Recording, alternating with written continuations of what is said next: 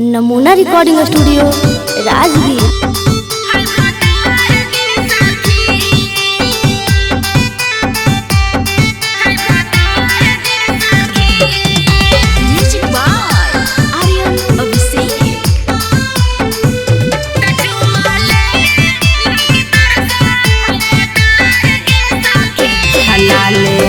लालो हकयो ठरा सदारे सखी लाले लाल हकयो ठरा सदारे सखी कचू माले लगी तरसा है भतार गे सखी कचू माले लगी तरसा है भतार गे सखी लाले लालो हकयो ठरा सदारे सखी लाले लाल हकयो ठरा सदारे सखी कचू माले लगी तरसा है भतार गे सखी कचू माले लगी तरसा है भतार गे सखी है भतार गे सखी है भतार गे सखी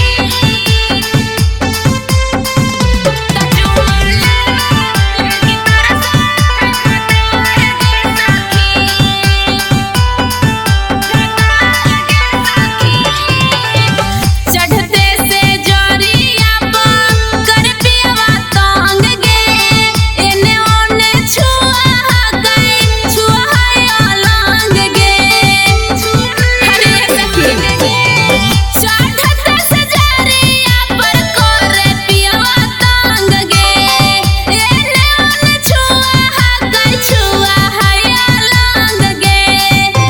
जाबा देवही आँख हम मारे सखी कि जाबा देवही आँख हम मारे सखी कचू माले लगी तरसा है भतार गे सखी कचू माले लगी तरसा है भतार गे सखी है भतार गे सखी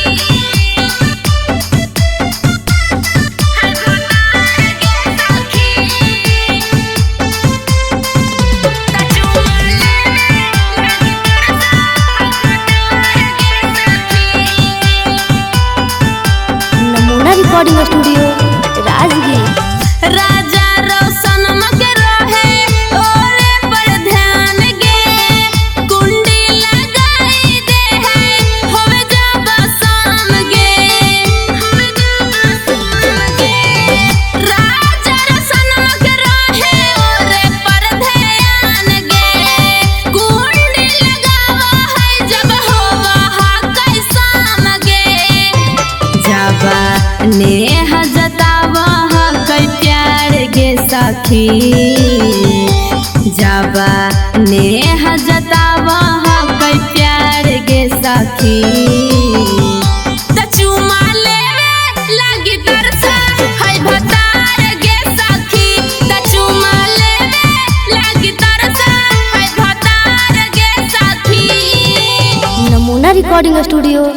राजगीर।